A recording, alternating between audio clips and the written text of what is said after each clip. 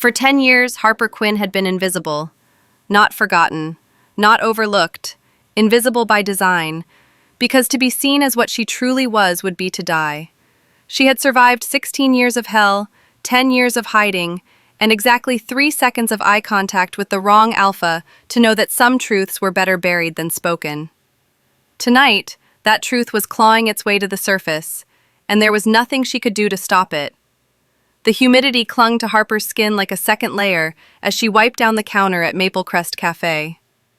Asheville's summer night pressed through the open back door, thick with honeysuckle and the distant growl of motorcycles on the highway. She moved through the motions with practiced ease, stack the pastries, wipe the trays, avoid the mirror behind the espresso machine. Mirrors were dangerous. They made her look too long, made her remember the girl she used to be before she learned how to disappear. Her hands trembled as she arranged the final tray of lemon bars for the late-night patrol pickup. The Silver Ridge pack ran tight schedules, and their alphas ran tighter.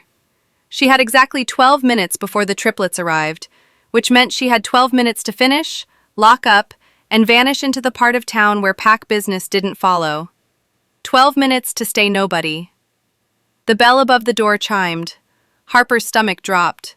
She turned slowly, already knowing what she would see. What she always saw when her carefully constructed world began to crack. Caleb Maddox stood in the doorway, sweat still glistening on his neck from evening training. His dark hair was damp, pushed back carelessly, and his amber eyes swept the empty cafe before landing on her. His scent hit her first, cedar and bourbon, rich and overwhelming, and her wolf stirred beneath her ribs with a pull so violent it stole her breath. Mate. She crushed the thought before it could take root. Evening, Harper. His voice was low, measured, the kind of tone that made people listen without meaning to. Thought I'd grab the order early. Reid and Darren are running late. She nodded, not trusting herself to speak, and turned back to the counter. Her hands shook as she wrapped the trays in parchment paper, each movement deliberate, controlled. She could feel his gaze on her back, could feel the weight of his attention like a hand pressed between her shoulder blades. You're always here late, Caleb said, stepping closer. Too close. Don't you have somewhere else to be? Yes, anywhere you're not. Harper shook her head, keeping her eyes down. She reached for the tray, but his hand was already there, fingers brushing hers as he took it from her grip. The contact lasted less than a heartbeat. It was enough. His nostrils flared. His entire body went still, wolf rising to the surface so fast she saw the gold bleed into his eyes. He stared at her, confusion flickering across his face, then something darker, something hungry. What? He stopped, breathed in again, deeper this time. You smell different. Harper stepped back, heart hammering. She forced herself to meet his gaze, forced herself to look calm, unbothered, like she didn't feel the bond screaming between them. I've been baking all day, she said quietly. Vanilla extract. It wasn't a lie, but it wasn't the truth either. Caleb's jaw tightened. He looked like he wanted to say something else, but the bell chimed again, shattering the moment. Reid burst through the door first, all reckless energy and sharp grins. He was broader than Caleb, louder, his honey-brown hair falling into eyes that never stopped moving. His scent was different, smoke and summer rain, but it hit Harper just as hard. Darren followed a step behind, quieter, his dark eyes taking in the room with the precision of someone who missed nothing. Where Caleb was warmth and Reid was fire, Darren was cold calculation. His scent was frost and iron, and when his gaze landed on Harper, she felt it like a blade against her throat. Starting without us? Reid's voice was teasing, but his eyes were sharp as he looked between Caleb and Harper. What'd we miss? Nothing, Caleb said, but his voice was tight. He handed the tray to Reid without looking away from Harper. Let's go. Reid frowned, then inhaled.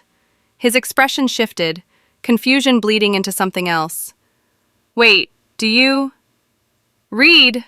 Darren's voice cut through the air, quiet but absolute. We're late. Reid hesitated, gaze locked on Harper. Then he shook his head, grin sliding back into place like a mask. Right, yeah, thanks for the food, Harper. She nodded, throat too tight to answer. They left in a rush of movement and lingering scent, the door swinging shut behind them. Through the window, Harper watched them stop on the sidewalk. Watched Caleb turn back, his hand rising as if to reach for the door again. Watched Reid grab his shoulder, pulling him forward. Watched Darren say something low and sharp that made them both move. But before they disappeared into the night, all three of them looked back. At her. Harper locked the door with shaking hands and pressed her forehead against the cool glass. Her wolf was howling beneath her skin, clawing at the cage she'd built around it, desperate to follow. Mate, mate, mate. 3 voices, 3 pulls, 3 alphas who should never have noticed a scent-dampened beta. Harper closed her eyes and whispered the same prayer she'd been whispering for 10 years. Please, not yet, just a little longer. But the bond was already awake, and bonds, once stirred, never went back to sleep. Harper's hands were still pressed against the glass when she heard the footsteps return, heavy, deliberate, alone. Her breath caught. She didn't need to turn around to know who it was. The scent had already slipped through the crack beneath the door, wrapping around her like smoke. Caleb. The knock came soft, almost hesitant. Harper! His voice was muffled but clear. Open the door. She should walk away, lock herself in the back room, wait him out, pretend she hadn't heard. But her body moved before her mind could stop it, fingers finding the lock and twisting. The door swung open. Caleb stood on the other side, his chest rising and falling like he'd been running. His eyes were wild, caught somewhere between human and wolf, and when he looked at her, the gold bled through so fast it stole the amber completely. "What are you?" he asked, voice rough. Harper's throat closed. She stepped back instinctively, but he followed, crossing the threshold and shutting the door behind him. The click of the lock was too loud in the silence. "I'm nobody," she managed. "Just a beta who works at a café." "Don't." The word was sharp, almost a growl. He moved closer and she backed into the counter, trapped between steel and the alpha whose scent was unraveling every defense she'd spent a decade building. "Don't lie to me, I can feel it, right here." He pressed his fist against his chest, right over his heart. "It's like something's been missing my entire life, and the second I touched you, it snapped back into place." His hand lifted, fingers hovering near her face but not quite touching. "You feel it too. I know you do." Harper's pulse hammered in her ears. She could feel the heat radiating off him, could see the tension in every line of his body, the way his jaw clenched like he was fighting something bigger than himself. "I don't know what you're talking about," she whispered. "Yes, you do." His voice dropped lower, softer, and somehow that was worse. "My wolf is losing its mind right now. It's never done this, not once, not for anyone." Her own wolf whined, pressing against her ribs, begging her to close the distance, to touch him, to give in. She dug her nails into her palms until the pain cleared her head. "You're mistaken," she said, forcing the words out. "Whatever you think you're feeling, it's not real. It can't be. I'm beta. You're alpha. That's not how it works." Caleb stared at her for a long moment, something unreadable flickering across his face. Then he leaned in, so close his breath ghosted against her cheek. "Then why," he murmured, "do you smell like home?" Harper's knees nearly buckled. Before she could answer, before she could think, the door burst open. Reid stood in the doorway, eyes blazing. "I knew it. I knew you came back." He crossed the café in 3 strides, stopping just short of Caleb. His gaze cut to Harper, then back to his brother. "What the hell is going on?" "I don't know," Caleb said, but he didn't move, didn't step away from her. "But something's wrong, or right. I can't tell anymore." Reid's nostrils flared as he inhaled, and Harper watched the exact moment it hit him. His entire body went rigid, wolf surging so close to the surface she could see the shift in his posture, the way his shoulders rolled back, the predatory tilt of his head. "Oh," he breathed. "Oh, that's not possible." "What's not possible?" Darren's voice cut through the air like a blade. Harper's stomach dropped. He stood in the doorway, perfectly still, perfectly controlled, but his eyes were locked on her with an intensity that made her skin prickle. Unlike his brothers, there was no confusion on his face, no shock, no wonder, just cold, calculating focus. "You can smell it too?" Caleb asked, voice tight. Darren stepped inside and closed the door. The lock clicked again, and this time it felt final. "Of course I can," he said quietly. "The question is, why didn't we smell it before?" Silence stretched between them, thick and suffocating. Harper pressed herself harder against the counter, her wolf howling in panic. 3 alphas, 3 bonds, 3 sets of eyes watching her like she was prey and salvation all at once. "Maybe it's a fluke," Reid said, but he didn't sound convinced. "Some kind of, pheromone spike? Stress response?" "Betas don't have pheromone spikes," Darren said, still staring at Harper. "And they definitely don't trigger mate recognition in 3 alphas simultaneously."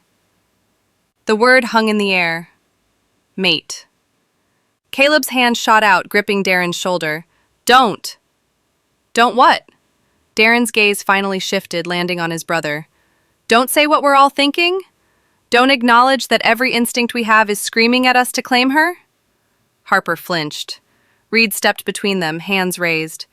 "Okay, everyone needs to calm down. Harper, you okay?" She couldn't answer. Couldn't breathe. The walls were closing in, the air too thick, their sense overwhelming everything until she couldn't tell where one ended and another began. "I need you to leave," she finally whispered. "Harper," Caleb started. "Now!" Her voice cracked. "Please!" The desperation in that last word must have reached them, because Reid nodded slowly. "Okay, yeah, we'll go." He grabbed Caleb's arm, tugging him toward the door. But Darren didn't move. "This isn't over," he said, his tone leaving no room for argument. "Whatever you're hiding, we'll find out, one way or another." It wasn't a threat, it was a promise. Then he turned and walked out, his brothers following reluctantly behind him. Through the window, Harper watched them stop on the sidewalk again. Watched them argue, hands gesturing sharply, voices too low to hear. Watched Caleb run his hands through his hair. Watched Reid pace. Watched Darren stand perfectly still with his arms crossed. Watched all 3 of them look back at the café one more time before disappearing into the night. Harper's legs gave out. She slid down the counter, landing hard on the floor, her entire body shaking. Her scent suppressant was failing. 10 years of careful control, of daily rituals and monthly injections from Dr. Fiona, and it was all coming apart because of one accidental touch. Her phone buzzed in her pocket. She pulled it out with trembling hands. The message was from an unknown number, but she knew exactly who it was from. "Come to the clinic, tonight. We need to talk about your suppressants." Harper stared at the screen, dread pooling in her stomach. Dr. Fiona had always been so kind, so helpful. The only person who knew what Harper really was, who had promised to keep her safe. But something about that message felt wrong. Harper pushed herself to her feet and locked the café properly this time. Then she stepped out into the humid night, pulling her jacket tight around her shoulders. The clinic was only 6 blocks away.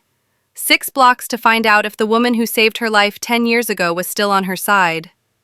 Or if Harper had been trusting the wrong person all along. The clinic sat at the end of a quiet street, tucked between an antique bookstore and a shuttered florist. Harper had walked this path 100 times, maybe more, always at night, always alone. The building's pale blue paint looked gray in the dim streetlight, and the window boxes that usually overflowed with lavender sat empty now, soil dark and untended. Harper's footsteps slowed as she approached the door. Something felt different. Off. The sign in the window still read, "Dr. Fiona Marsh, Holistic Healing and Wellness," but the lights inside were dimmer than usual. Only the back office glowed, a single warm rectangle visible through the frosted glass. Harper's hand hovered over the doorknob. Her wolf was pacing, uneasy, every instinct screaming at her to turn around and run. But she'd been running for 10 years. Running was what got her into this mess in the first place. She pushed the door open. The familiar scent of eucalyptus and sage greeted her, but underneath it was something else. Something metallic and sharp that made her throat tighten. "Dr. Marsh?" Harper called softly. "Back here, dear." Fiona's voice drifted from the office, warm and welcoming as always. "Come in, come in." Harper moved through the empty waiting room, past the chairs she'd sat in countless times, past the bulletin board covered in handwritten thank you notes from grateful patients. The office door stood ajar, light spilling out into the hallway. She stepped inside. Dr. Fiona Marsh sat behind her desk, her silver hair pulled back in its usual neat bun, her reading glasses perched on her nose. She looked exactly as she always did. Kind eyes, soft smile, the picture of maternal warmth. But when she looked up at Harper, something flickered in her expression, something too quick to name. "Sit, please." Fiona gestured to the chair across from her. "I'm glad you came so quickly." Harper sat, hands folded in her lap. "Your message sounded urgent." "It is." Fiona removed her glasses and set them on the desk with deliberate care. "Your suppressants are failing, aren't they?" Harper's chest tightened. "I don't know what you mean." "Harper," Fiona's voice was gentle but firm. "I've been treating you for a decade. I know the signs, and I know you had contact with the Maddox brothers tonight." The hair on the back of Harper's neck stood up. "How do you know that?" "This is a small town, dear. Word travels." Fiona stood and moved to the cabinet along the wall, pulling out a locked drawer. "The real question is, why didn't you come to me immediately?" I didn't think it was serious." "Not serious?" Fiona turned, holding a vial of clear liquid. 3 alphas recognizing your scent is the definition of serious, especially when those alphas are the triplet kings. Harper's pulse quickened. "They didn't recognize anything, they were just confused." "Confused?" Fiona's smile didn't reach her eyes. "Is that what we're calling it now?" She crossed the room and stood in front of Harper, studying her face with an intensity that felt clinical. Cold. "Your scent-binding mutation is remarkable, you know," Fiona said softly. "So rare, so powerful. I've spent years studying it, perfecting the suppressants that keep you hidden." She held up the vial. "But nothing lasts forever, especially not when fate gets involved." Harper's mouth went dry. "What are you saying?" "I'm saying the bond is inevitable." Fiona sat on the edge of her desk, still holding the vial. "You can't suppress it forever. Eventually, they'll know exactly what you are. And when they do..." She trailed off, letting the silence speak for her. Harper stood abruptly. "I should go." "Sit down." The command in Fiona's voice was so sharp, so unexpected that Harper's body obeyed before her mind could catch up. She sank back into the chair, heart hammering. Fiona's expression softened immediately. "I'm sorry, I didn't mean to startle you. I'm just worried, Harper. You have no idea what kind of attention this will bring. The triplets aren't just any alphas. They share a single alpha flame. Do you understand what that means?" Harper shook her head mutely. "It means their bond is more powerful than anything in living memory, and if you're fated to all 3 of them..." Fiona paused, choosing her words carefully. "You become the most valuable Omega on the East Coast. Every pack, every rival, every ambitious alpha looking to destabilize their power will come for you." The words landed like stones in Harper's stomach. "That's why you need a stronger suppressant," Fiona continued. She unscrewed the vial, and the scent that rose from it was acrid, wrong. "This will mask you completely. No alpha will be able to sense what you are, not even them." Harper stared at the vial. Something about it made her wolf recoil, snarling. "I don't know," she said slowly. "The suppressants I have now, they've worked for years. Maybe I just need a higher dose of the regular kind." "The regular kind won't cut it anymore." Fiona's tone was patient, almost pitying. "You've crossed a threshold. Your body is waking up, Harper, fighting the suppression. If you don't take stronger measures now, you'll go into heat within the month. And when that happens..." She didn't finish. She didn't need to. Harper knew exactly what happened to unclaimed Omegas in heat. She'd barely escaped it once. She wouldn't survive it again. "How long does it last?" Harper asked, voice barely above a whisper. 6 months per dose. Plenty of time to figure out your next move. Fiona held out the vial. Trust me, dear, I've kept you safe this long, haven't I? Harper reached for it, fingers closing around the cold glass. But before she could pull it away, Fiona's hand tightened around hers. There is one side effect, she said quietly. It will sever any partial bonds that have already formed. Permanently. Harper's breath caught. What? If the triplets have already started to bond with you, even unconsciously, this will break it, completely. They won't feel the pull anymore. They won't remember why they were drawn to you in the first place. Fiona's eyes searched hers. You'll be truly invisible again. Isn't that what you want? Harper's hand trembled. Her wolf was howling, clawing, begging her not to take it. But her mind, her logical, terrified mind, was screaming the opposite. This is what you wanted. This is why you came to Asheville. To disappear. To be safe. To never be claimed again. She thought of Caleb's voice. You smell like home. She thought of Reid's confusion, his wildness barely contained. She thought of Darren's cold promise. We'll find out, one way or another. I need time to think, Harper said, pulling her hand back. The vial stayed in Fiona's grip. Of course! Fiona's smile returned, but it looked strained now, tight. But don't take too long, dear. The clock is ticking. Harper stood on shaking legs. Thank you, for everything. Harper. Fiona's voice stopped her at the door. If you change your mind about the triplets, if you decide to accept the bond, just know that not everyone will be happy about it. There are people who have worked very hard to keep the Maddox brothers' power in check. An Omega mate, especially one as rare as you, would change the entire balance. The warning was clear. Harper nodded and walked out, her mind spinning. She stepped onto the street, the night air cool against her flushed skin, and nearly collided with someone standing directly outside the clinic. Reid. He stood with his hands in his pockets, leaning against a street lamp like he'd been waiting. His honey-brown hair caught the light, and when he looked at her, his usual grin was nowhere to be seen. Following me now? Harper's voice came out sharper than she intended. Protecting you, Reid corrected. He pushed off the lamp and fell into step beside her. Big difference. I don't need protection. Yeah, you do. He glanced at the clinic behind them. That place gives me a bad feeling. Harper's steps faltered. What do you mean? Reid stopped walking, turning to face her fully. I mean, every time I walk past it, my wolf goes crazy. Like there's something wrong in there. Something off. His gaze dropped to her hands. What did she give you? Nothing. Harper's fingers curled into fists.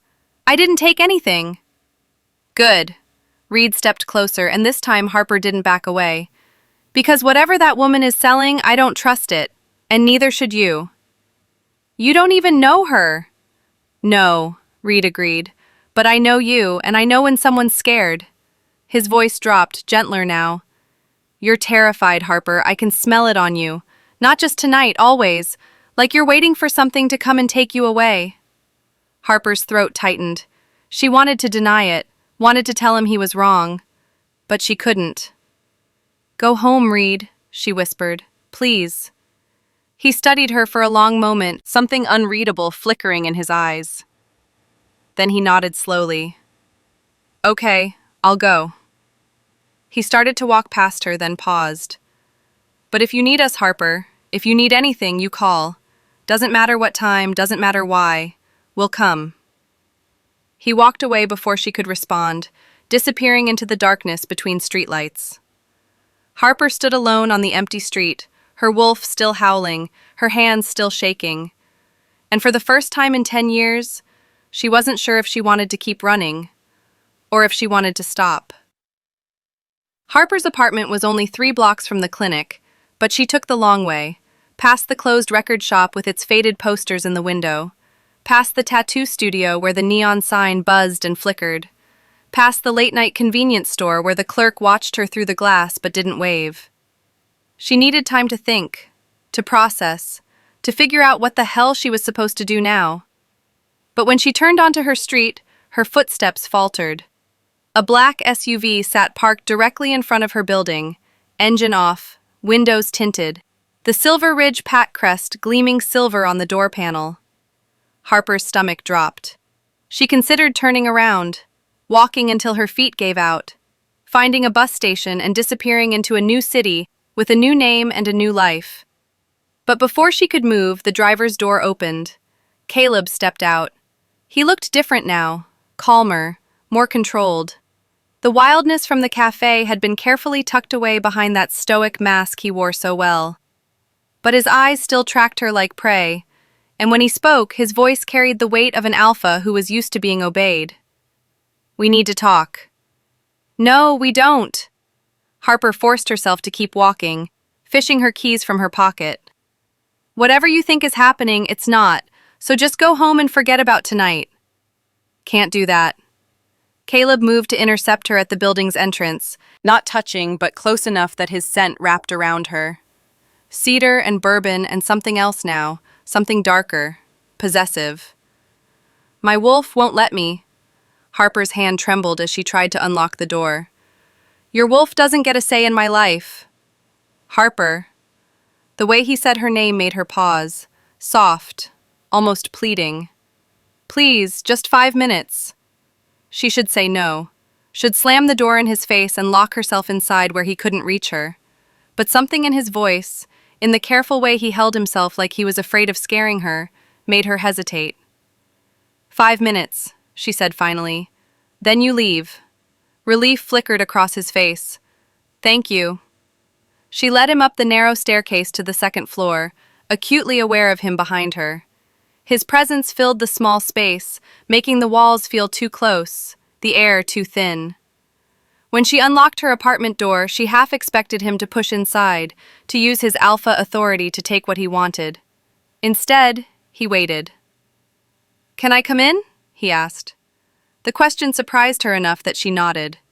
Her apartment was small, functional, a studio with a kitchenette in one corner, a bed tucked against the opposite wall, and a single window that overlooked the alley behind the building. She'd never bothered to decorate. No photos on the walls, no personal touches, just the bare minimum needed to survive. A place, not a home. Caleb closed the door behind him but didn't move further inside. He stayed near the entrance, hands loose at his sides, giving her space. "I'm not here to hurt you," he said quietly, "or force you into anything. I just need to understand what's happening." Harper set her keys on the counter and turned to face him. "There's nothing to understand. You're reading signals that aren't there." "Then explain why I can't stop thinking about you." His voice was rough now, frustration bleeding through. "Why every instinct I have is telling me you're in danger and I need to protect you. Why my wolf is losing its mind every second I'm not near you. That's not my problem. Isn't it?" Caleb took a step forward, then stopped himself. "You feel it too, I know you do. I saw it in your eyes at the café. You're just better at hiding it than I am." Harper's nails bit into her palms. "You don't know anything about me. I know you've been in Asheville for 10 years and never once integrated with the pack. I know you work at a café that closes at midnight but you're always there until 2. I know you live alone, you don't have friends, and you avoid any situation where alphas might notice you." His gaze held hers. "I know you're running from something, and I know that whatever it is, it's bad enough that you'd rather stay invisible than risk being seen." The accuracy of his words hit her like a physical blow. "Get out," she whispered. "Harper." "I said get out," her voice cracked. "You got your 5 minutes, now leave." Caleb stared at her for a long moment, something like pain flickering across his face. Then he nodded slowly and turned toward the door. He was halfway through when the window shattered. Glass exploded inward and a massive shape lunged through the opening. Harper's scream caught in her throat as claws raked toward her, gleaming in the dim light. Caleb moved. 1 second he was at the door. The next he was between her and the attacker, his body already shifting. Bones cracked and reformed, clothes tearing as dark fur erupted across his skin. His wolf was huge, nearly twice the size of the rogue that had crashed through her window, and when he snarled, the sound rattled the walls. The rogue hesitated, eyes wild and unfocused. Its scent was wrong, twisted, more decay than animal. It lunged again, teeth snapping, but Caleb caught it midair and slammed it into the floor. The impact shook the entire apartment. Harper pressed herself against the wall, her own wolf screaming at her to shift, to fight, to do something other than stand there frozen. But shifting meant revealing what she was, meant exposing the truth she'd hidden for a decade. The rogue twisted free and bolted back toward the window. Caleb gave chase, but before he could reach it, 2 more rogues crashed through, their movements jerky and unnatural. Harper's breath came in short gasps. 3 rogues. In her apartment, targeting her specifically. This wasn't random. Caleb's growl vibrated through her chest as he faced the new threats. He was strong, she could see that. Powerful. But 3 against 1, in a confined space, with a civilian to protect. The odds weren't good. One of the rogues fainted left, drawing Caleb's attention. The other lunged for Harper. She didn't think, didn't plan. Her body moved on instinct, ducking under the rogue's claws and driving her shoulder into its chest. The impact sent them both crashing into the kitchenette, pots and pans clattering to the floor. The rogue's jaws snapped inches from her face, its breath hot and rancid. Harper grabbed a cast-iron skillet from the counter and swung with everything she had. The metal connected with the rogue's skull with a sickening crack. It dropped like a stone. Harper scrambled backward, chest heaving, the skillet still clutched in her shaking hands. Across the room, Caleb had pinned one rogue by the throat, his teeth locked around its neck. The third was retreating toward the window, bleeding from multiple wounds. Then the door exploded inward. Reid and Darren burst through, both already shifted, their wolves filling the small space with lethal grace. Reid went straight for the rogue trying to escape, taking it down with brutal efficiency. Darren's pale eyes swept the room, assessing, calculating, before landing on Harper. Even in wolf form, she could feel his judgment. The fight was over in seconds. 3 dead rogues, 1 destroyed apartment, and Harper standing in the middle of it all with a skillet in her hands and her heart trying to break through her ribs.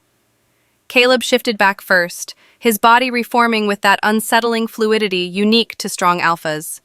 He was breathing hard, blood smeared across his chest from wounds that were already healing. "Are you hurt?" he asked, crossing to her in 3 strides. His hands hovered near her shoulders but didn't touch. "Harper, answer me, are you hurt?" She shook her head mutely. Reid shifted next, grinning despite the circumstances. "Nice swing. Remind me not to piss you off in a kitchen." "This isn't funny," Caleb snapped without looking at him. His eyes stayed locked on Harper. "Someone just sent 3 rogues after her, in her home. That's a coordinated attack." Darren shifted last, and unlike his brothers, there was no humor in his expression. No warmth, just cold analysis. "They knew where she lived," he said quietly. "They knew she'd be alone, and they knew exactly when to strike." His gaze cut to Harper. "Who wants you dead?" "I don't know," Harper whispered. It wasn't entirely a lie.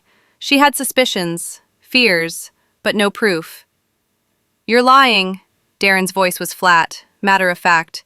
"And you're going to get yourself killed doing it." "Back off," Caleb growled. "She just survived an assassination attempt. Give her a second to breathe." "She won't get another second if we don't figure out who's behind this." Darren crossed his arms, and despite being naked and covered in blood, he somehow still looked like he was chairing a board meeting. "The rogues were drugged. I could smell it. Someone's using them as weapons, which means someone with resources. Someone with power." Harper's mind raced. Drugged rogues, coordinated attacks, resources and power. Her old pack's alpha had both, but he couldn't have found her. She'd been so careful, so invisible. Unless someone had told him where she was. Her blood ran cold. "We're taking you to the pack house," Caleb said, and it wasn't a suggestion. "You're not safe here." "I'm not going anywhere with you." Harper set the skillet down, her hands still shaking. "This is my home. I'm staying." "Your home has no window and 3 dead rogues in it," Reid pointed out. "Not exactly homey anymore." "I don't care. I'm not leaving." "You don't have a choice." Darren's tone was absolute. "You were just marked for death. That makes you pack business now, which means you answer to us." Harper's wolf snarled, rising up with sudden fury. "I don't answer to anyone." "Then you'll die alone in an apartment that smells like blood and broken glass." Darren didn't flinch, didn't blink. "Is that really what you want?" The words hung in the air between them, brutal and true. Caleb shot his brother a dark look before turning back to Harper. When he spoke again, his voice was gentler, careful. "Please," he said, "just for tonight, let us keep you safe. If you still want to leave in the morning, we won't stop you. But right now, whoever sent those rogues knows this location. They know you're vulnerable, and they will send more." Harper looked at the broken window, at the bodies on her floor, at the 3 alphas standing in her ruined apartment looking at her like she was something precious and breakable and worth protecting. She thought about running again, starting over somewhere new. But her legs were shaking, her hands were numb, and the adrenaline was starting to crash, leaving only exhaustion in its wake. "Fine," she whispered, "but just tonight." Caleb's relief was palpable. "Just tonight," he agreed. He grabbed a blanket from her bed and wrapped it around her shoulders, careful not to touch her skin. Reid was already on the phone with Pack Security, his voice low and urgent. Darren stood by the window, studying the alley below with predatory focus. Harper let herself be led toward the door, her mind too fractured to protest anymore. She'd survived 16 years of hell and 10 years of hiding. But tonight, she had a horrible feeling that her past had finally caught up with her. And this time, she wouldn't be able to run fast enough to escape it. The pack house loomed at the end of a long gravel drive, all stone and timber and windows that reflected the moonlight like watching eyes. Harper had never been this close to it before, had spent 10 years deliberately avoiding the heart of Silver Ridge territory. Now she was being escorted through the front door like a prisoner, or a prize. She couldn't tell which felt worse. Caleb kept pace beside her, the blanket still wrapped around her shoulders, his presence a solid warmth against the night air. Reid walked ahead, already barking orders into his phone about security sweeps and perimeter checks.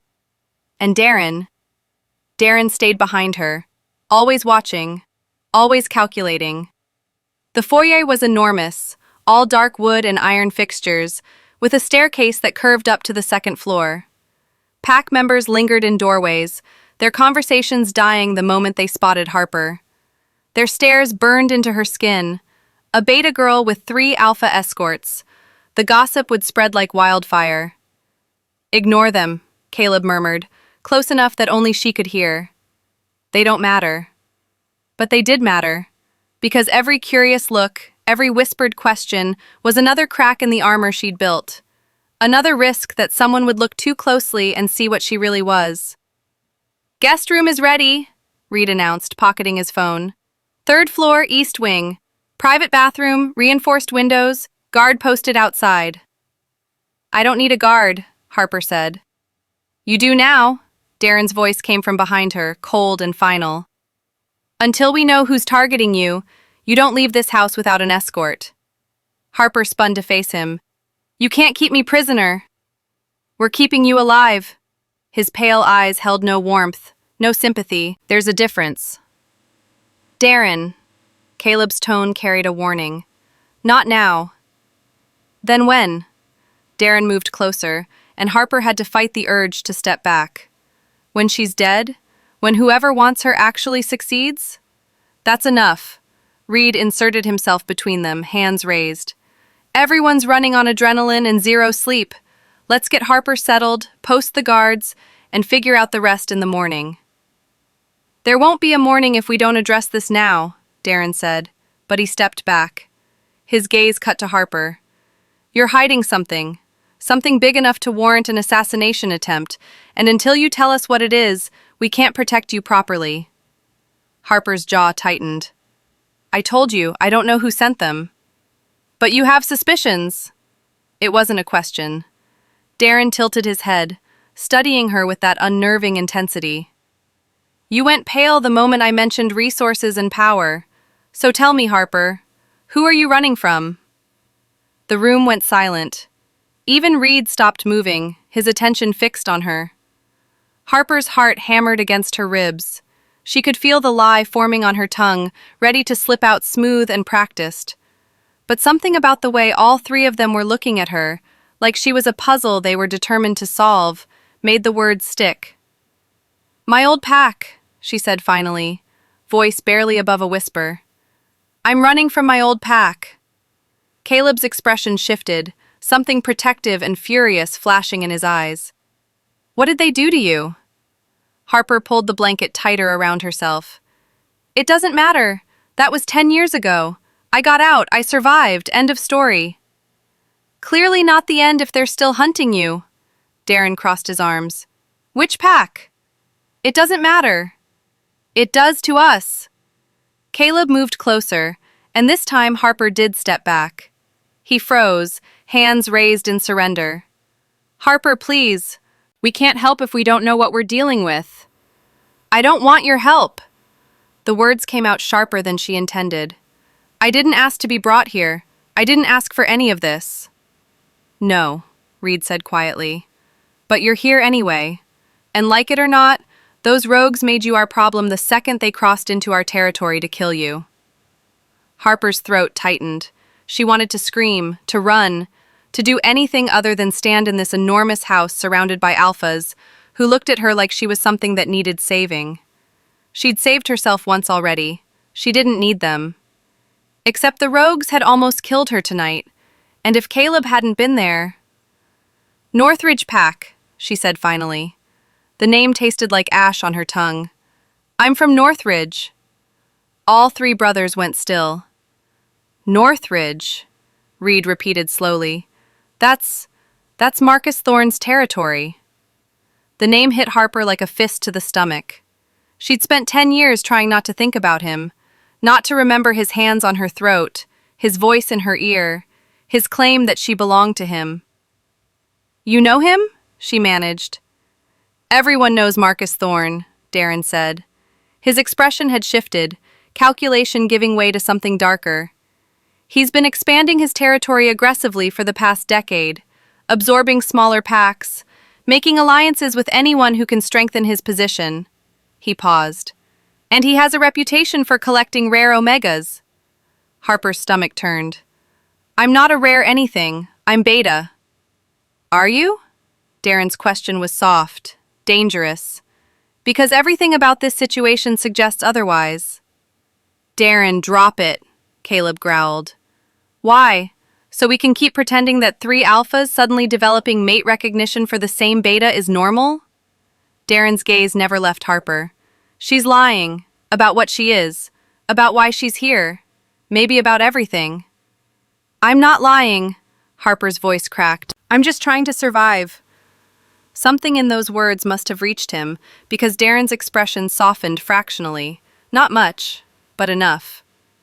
"Then survive by telling us the truth," he said, "before it gets you killed." Harper opened her mouth to respond, but a commotion at the door cut her off. Footsteps, voices, someone arguing with the guards stationed outside. The door swung open, and Dr. Fiona Marsh swept inside. Harper's blood turned to ice. "Oh, thank goodness!" Fiona rushed toward her, all maternal concern and worry. "I heard about the attack. Are you hurt? Did they... Harper, sweetheart, are you all right?" She reached for Harper's hands, but Harper pulled back instinctively. Fiona's expression flickered, hurt, confusion. "Harper? How did you know about the attack?" Darren's voice cut through the moment like a blade. Fiona turned to him, surprise clear on her face. "I'm her doctor. The pack security team contacted me as a courtesy, in case she needed medical attention." She looked back at Harper. "I came as soon as I heard." "How thoughtful." Darren's tone suggested it was anything but. "And in the middle of the night, no less." "When one of my patients is in danger, Alpha Maddox, I don't wait for convenient hours." Fiona's voice carried an edge now. "Now, if you'll excuse me, I'd like to examine her privately." "No need," Harper found her voice. It came out stronger than she expected. "I'm fine." "Harper, you were just attacked by rogues. You could be in shock. Let me help you." "I said I'm fine." Harper met Fiona's eyes, and for just a moment she saw something flicker there. Something that looked almost like anger. Then Fiona's expression smoothed back into concern. "Very well, but if you need anything, anything at all, you know where to find me." She glanced at the brothers. "I trust you'll keep her safe?" "That's the plan," Reid said, but his usual grin was absent. Fiona nodded and turned to leave, but at the door, she paused and looked back at Harper. "Be careful, dear. Not everyone who offers protection has your best interests at heart." The warning hung in the air long after she'd gone. "I don't trust her," Reid said immediately. "You don't trust anyone," Caleb countered, but he didn't sound convinced. "She knew about the attack too fast," Darren said, his gaze still fixed on the door. "Security protocols require clearance before contacting civilians, even medical professionals. That takes time. She was here within 20 minutes of the incident." Harper's mind raced. 20 minutes. From a clinic on the other side of town. In the middle of the night. Almost like she'd been waiting. "Maybe she was already nearby," Harper offered, but even she didn't believe it. "Maybe," Darren finally looked at her, "or maybe she's more involved in this than you think." "That's ridiculous. She saved me. 10 years ago she took me in when I had nowhere else to go. She's been helping me ever since." "Helping you," Darren repeated. "Or keeping tabs on you?" The question settled over Harper like a cold weight. She wanted to defend Fiona, wanted to believe that the woman who'd spent a decade protecting her secret, who'd provided the suppressants that kept her hidden, was exactly who she claimed to be. But Reid's words from earlier echoed in her mind. "That place gives me a bad feeling." And Fiona had been insistent about the new suppressant, the one that would sever any bonds that had formed, the one that would make Harper disappear again. "I need to sit down," Harper whispered. Caleb was at her side immediately. "Reid, show her to the guest room. Get her whatever she needs." "On it." Reid offered Harper a gentle smile. "Come on, let's get you somewhere quiet." Harper let him guide her toward the staircase, her legs moving on autopilot. Behind her, she could hear Caleb and Darren's low voices, too quiet to make out words, but the tension clear. The guest room was beautiful, all soft blues and cream colors, with a bed that looked like it could swallow her whole. Reid showed her the bathroom, pointed out the towels, explained where the guards would be stationed. "If you need anything," he said, hovering in the doorway, "and I mean anything, just open the door and call out. Someone will hear you." Harper nodded, too exhausted to speak. Reid hesitated like he wanted to say something else. Then he just offered another small smile and pulled the door closed behind him. Alone. Harper stood in the center of the room, still wrapped in the blanket, her mind a fractured mess of fear and suspicion and bone-deep exhaustion. She'd survived tonight, barely. But tomorrow? Tomorrow she'd have to face the truth she'd been running from for 10 years. That Marcus Thorne hadn't forgotten about her. That he'd been looking for her this whole time. And that now, thanks to 3 alphas who couldn't leave well enough alone, he finally knew exactly where to find her. Harper walked to the window and looked out at the forest beyond the packhouse grounds. Somewhere out there, in the darkness between the trees, her past was waiting. And this time, she had a horrible feeling that no amount of hiding would be enough to escape it. She pressed her hand against the glass, feeling the cool surface beneath her palm. "I'm sorry," she whispered to the night, to the girl she'd been, to the life she'd lost. "I'm so sorry." But the darkness offered no comfort, only silence, and the distant sound of something howling in the woods. The howl faded into silence, but Harper's hand stayed pressed against the window, her breath fogging the glass. Her wolf was restless, pacing beneath her skin, caught between the need to answer that distant call and the instinct to hide. A soft knock pulled her attention from the darkness. "Harper?" Caleb's voice came through the door, quiet and careful. "Can I come in?" She should say no. Should lock the door and bury herself under the covers until the sun rose and this nightmare of a night finally ended. But her mouth moved before her brain could stop it. Yes. The door opened slowly. Caleb stepped inside, and Harper noticed he'd changed clothes. Fresh jeans, a dark Henley that stretched across his shoulders. His hair was still damp, like he'd just showered. He smelled clean now, the blood and violence washed away, leaving only cedar and bourbon and something warmer underneath. Something that made her wolf whine. "Couldn't sleep?" he asked. Harper shook her head, turning back to the window. "Did you hear it? The howl?" Caleb crossed the room and stood beside her, close but not touching. "Yeah. It's far away, though. At least 5 miles past our border." "How can you tell?" "Practice." A small smile tugged at his mouth. "When you've been alpha for as long as we have, you learn to read distances in wolf calls. It's like echolocation almost, the way the sound carries through the trees." Harper glanced at him. "You really love it, don't you, being alpha?" Caleb's smile faded. "Most days. Other days." He trailed off, his gaze distant. "Other days it feels like drowning. Like everyone's expectations are water filling my lungs, and no matter how hard I fight, I can't quite surface." The honesty in his voice surprised her. "Why are you telling me this?" Harper asked softly. "Because you asked."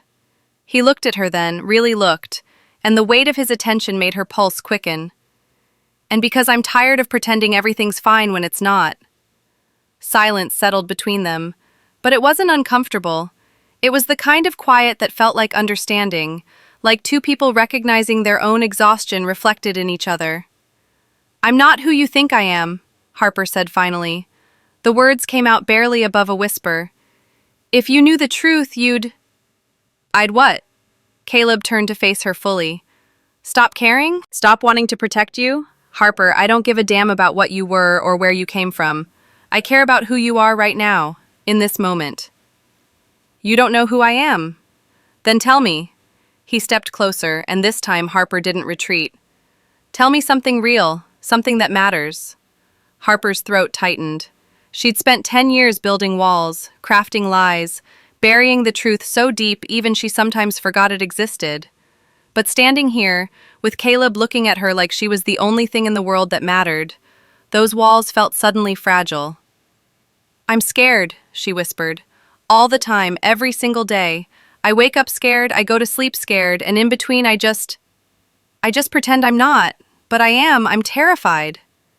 "Of what?" "Of being found, of being claimed, of losing the only freedom I've ever had," her voice cracked. "Of becoming someone's property again." Caleb's expression darkened. "Did Marcus Thorne try to claim you?" Harper's silence was answer enough. "How old were you?" The question came out rough, barely controlled. 16. The single word hung in the air like a death sentence. Caleb's hands curled into fists at his sides, his entire body going rigid with fury. When he spoke again, his voice was deadly calm. "Tell me he didn't succeed." "He tried." Harper wrapped her arms around herself. "He had me brought to his office, said I was too valuable to let go, that my scent-binding ability made me—" She swallowed hard. "Made me worth keeping." "Your what?" Caleb's anger shifted to confusion. Harper froze. The words had slipped out before she could stop them. 10 years of careful silence shattered in a moment of weakness. "Nothing," she said quickly. "I didn't mean—" "Harper." Caleb's hand lifted slowly, giving her time to pull away. When she didn't, his fingers brushed her chin, tilting her face up to meet his gaze. "What's a scent-binding ability?" She could lie, should lie, but she was so tired of carrying the weight alone. "It means I can hide what I am," she said quietly. "Suppress my scent. Make alphas think I'm beta. It's rare, 1 in a million maybe. And Marcus wanted to use it, wanted to control it. Control me."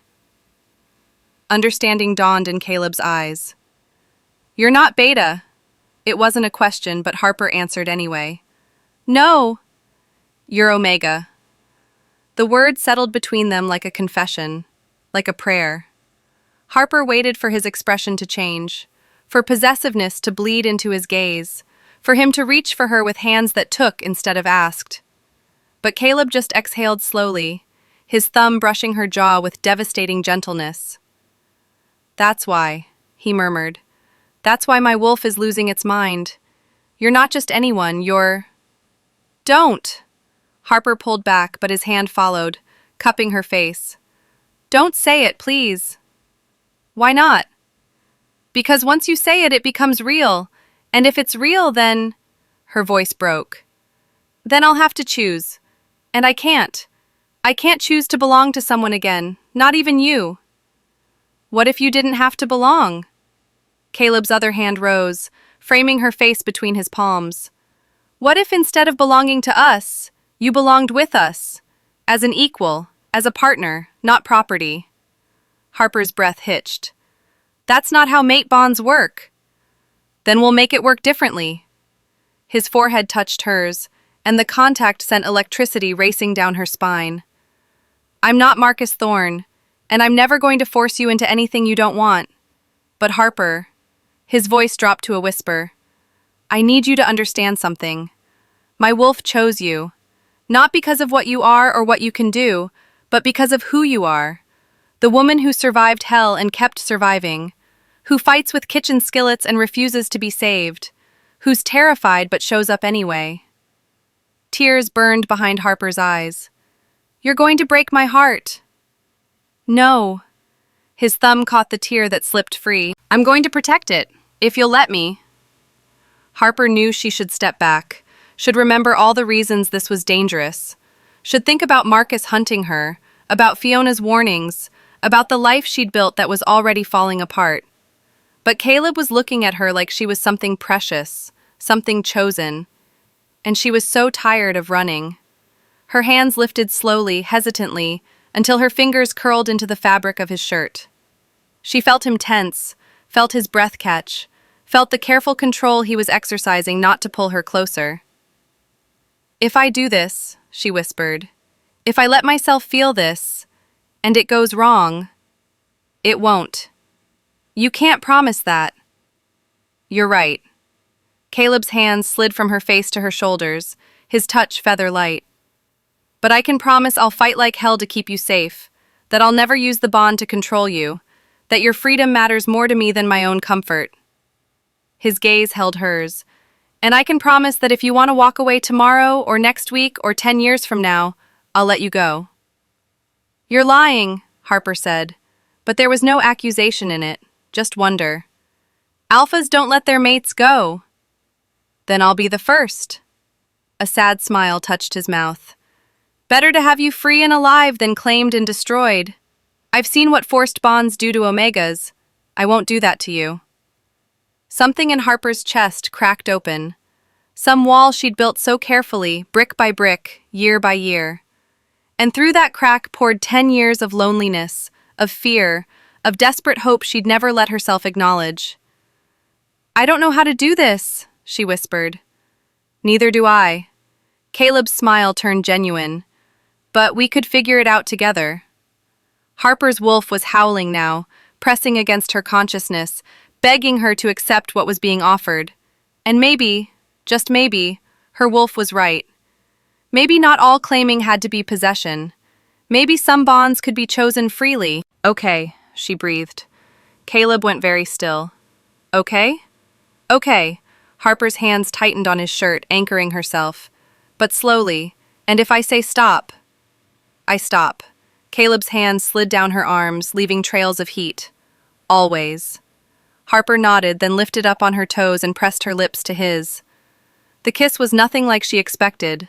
No claiming bite, no overwhelming alpha dominance, just soft and questioning, like he was learning the shape of her mouth, memorizing the taste of her. His hands stayed on her arms, gentle and grounding, giving her complete control to deepen the kiss or pull away. Harper chose to stay. Her fingers released his shirt and slid up to his shoulders, and she felt him shudder at the contact. The kiss deepened slowly, carefully, heat building between them like a slow-burning fire. When they finally broke apart, they were both breathing hard. Harper, Caleb's voice was wrecked. We should stop. Why? She was already leaning back in. Because if we don't, I'm going to want more. His hands tightened on her arms. And you need rest.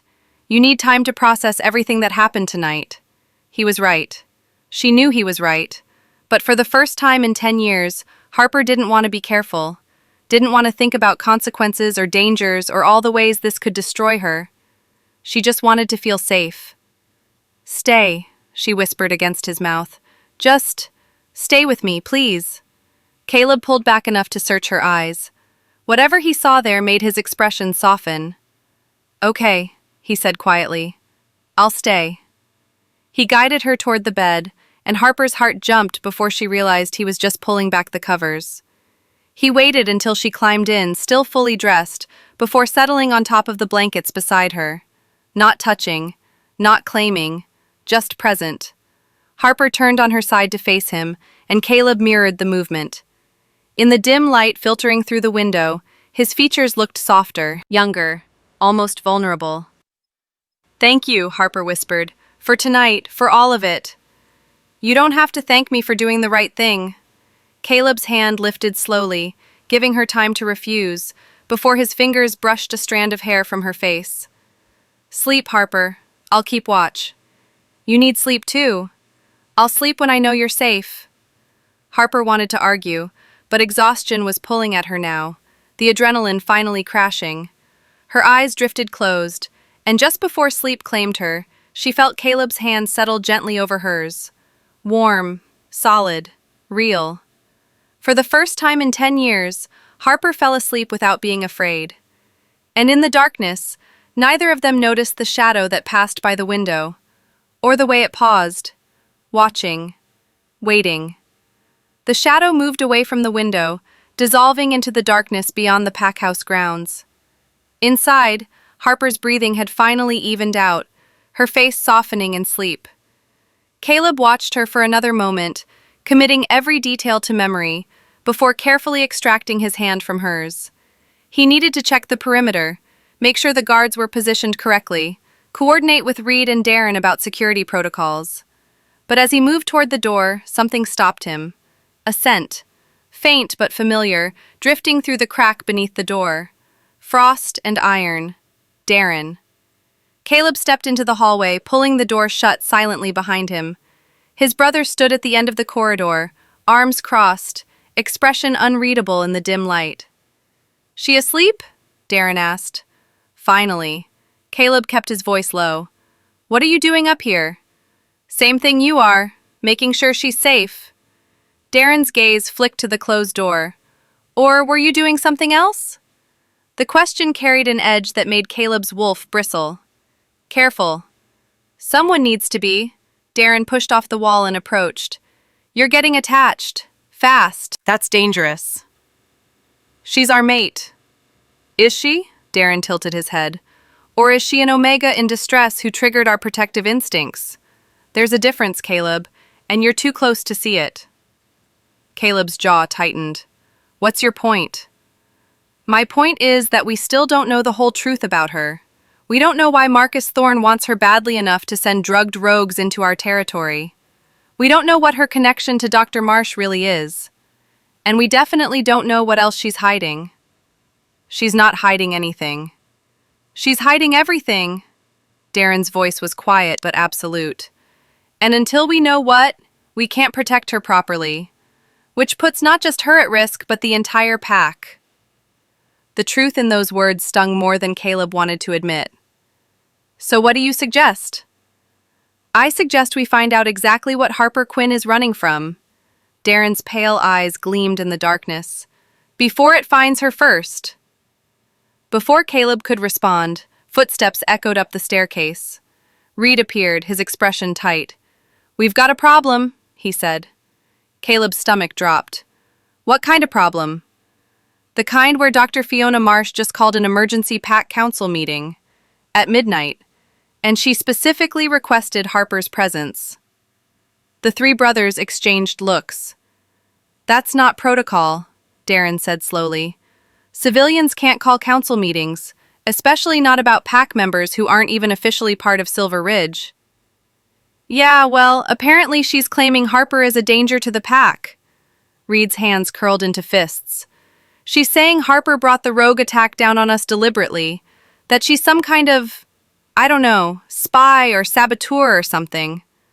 Caleb's vision went red. "That's insane." "Maybe."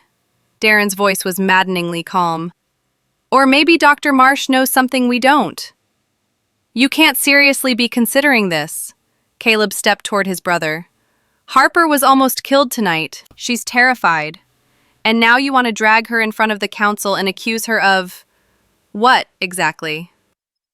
I want the truth. Darren met his gaze steadily.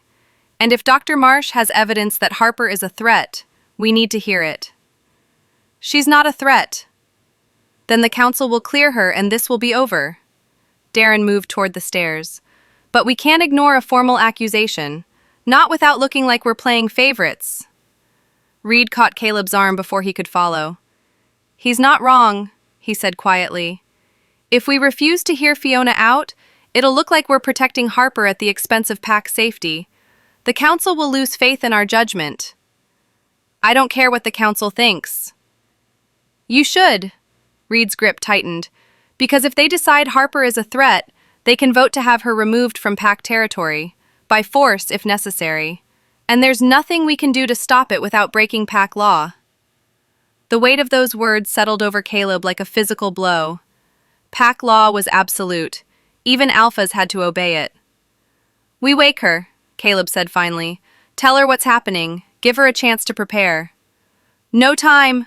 Darren's voice drifted back up the stairs. Council convenes in 10 minutes. We need to be there when it starts, or we forfeit our right to speak in her defense. Caleb looked at Harper's door, every instinct screaming at him to go back inside, to grab her and run, to take her somewhere safe where counsels and accusations couldn't reach. But he was alpha, and alphas didn't run. Stay with her, he told Reid. If anything happens, anything at all, you get her out. I don't care how, I don't care where. You keep her safe. Reid nodded, understanding the weight of what was being asked. I will. Caleb forced himself to walk away, following Darren down the stairs toward the council chamber. Every step felt like betrayal. But when they reached the massive oak doors, what waited inside was so much worse than he'd imagined. The council chamber was already packed. Not just the 7 council members, but what looked like half the pack. Word had spread fast, and now dozens of faces turned toward them as they entered. Some curious, some suspicious, some afraid. Dr. Fiona Marsh stood at the center of the room, composed and calm, a leather folder clutched in her hands. When she saw Caleb and Darren, her expression shifted to something that might have been sympathy or triumph. Alphas, she acknowledged. Thank you for coming. Cut the pleasantries, Caleb growled. What the hell is this about? Elder Miriam, the head of the council, cleared her throat. She was ancient, her hair white as snow, but her eyes were sharp as ever. Dr. Marsh has brought evidence to our attention, evidence that suggests Harper Quinn may be compromised. Compromised how? Darren's voice was cold, clinical. Fiona stepped forward, opening the folder. 10 years ago, I helped a young girl who came to me in distress. She claimed to be fleeing an abusive pack, and I believed her. I provided her with scent suppressants to help her hide, thinking I was saving her life. She paused, her gaze sweeping the room. I was wrong. That's not, Caleb started. Let her finish, Elder Miriam commanded. Fiona pulled out a photograph and held it up. The image showed Harper, but younger, 16 maybe, standing beside a man whose face made Caleb's blood run cold. Marcus Thorne. This photo was taken 3 months before Harper came to me, Fiona said, at a formal pack gathering in Northridge Territory. Harper wasn't fleeing Marcus Thorne. She turned the photo so everyone could see. She was his chosen mate. Gasps rippled through the chamber. That's a lie, Caleb snarled. Is it? Fiona produced another document. This is a formal mate claim filed with the Eastern Pack Registry, signed by Marcus Thorne and witnessed by his Beta Council. It names Harper Quinn as his bonded Omega. The room erupted, voices overlapping, questions shouted, fear and anger mixing into chaos. Silence! Elder Miriam's command cut through the noise. She turned to Fiona. If this is true, why would she run? That's what I've been trying to figure out for 10 years. Fiona's voice was heavy with manufactured regret. And tonight, I finally have the answer. She pulled out one more paper. This one looked official, stamped with multiple pack seals. 3 days ago, I received this communication from Northridge Pack. Marcus Thorne is dying. A rare blood disease, incurable, terminal. He has less than a month to live. Fiona looked directly at Caleb. And in his will, he's leaving everything to his bonded mate. His territory, his resources, his power. Understanding crashed over Caleb like ice water. Harper wasn't fleeing him, Fiona said softly. She was waiting for him to die so she could claim his legacy. And now that his death is imminent, she's come here, to Silver Ridge, to the most powerful pack in the region. She paused. Because once she inherits Marcus's territory, she'll need strong allies to defend it. Or to absorb it. You think she's here to manipulate us, Darren said, not a question. I think she's here to survive, Fiona corrected, by any means necessary, even if it means seducing 3 alpha kings into believing she's their mate. The accusation hung in the air, vicious and calculated. That's enough. Caleb's voice was deadly quiet. You don't know what you're talking about. Don't I? Fiona's expression hardened. Tell me, Alpha Maddox, how long have you known Harper Quinn? Days? And yet you're already defending her against evidence, already feeling protective, already willing to risk pack safety for a woman who might be playing you. She's not playing anyone. Then why didn't she tell you about the mate claim? Fiona's question was a knife between the ribs. Why let you believe she was just a terrified beta fleeing abuse? Why hide the truth about who she really is and what she really wants? Caleb's mouth opened, but no words came, because he didn't have an answer. Harper hadn't told him about any of this, hadn't mentioned a formal mate claim, or Marcus's illness, or any reason she might have to return to Northridge. She'd just said she was running. But from what? Or toward what? The council will vote, Elder Miriam announced. All in favor of granting Harper Quinn sanctuary within Silver Ridge territory, knowing she may be bound to Marcus Thorne and may have ulterior motives? Silence. Not a single hand rose. All in favor of requiring Harper Quinn to leave Silver Ridge territory by dawn for the safety of the pack? 7 hands rose, the entire council. Caleb's world tilted. You can't! It's done, Elder Miriam said, not unkindly. I'm sorry, Alpha Maddox, but pack safety must come first. The girl leaves at dawn. If she returns, she will be treated as a hostile intruder. The doors to the chamber burst open. Reid stood in the doorway, breathing hard, his expression stricken. She's gone, he said. Harper. I went to check on her and the room was empty. Windows open. Guards saw her shift and run toward the forest. Caleb's heart stopped. When?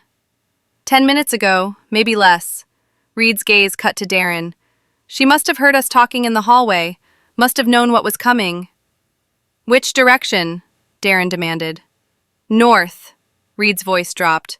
Toward Northridge territory. The implication was clear.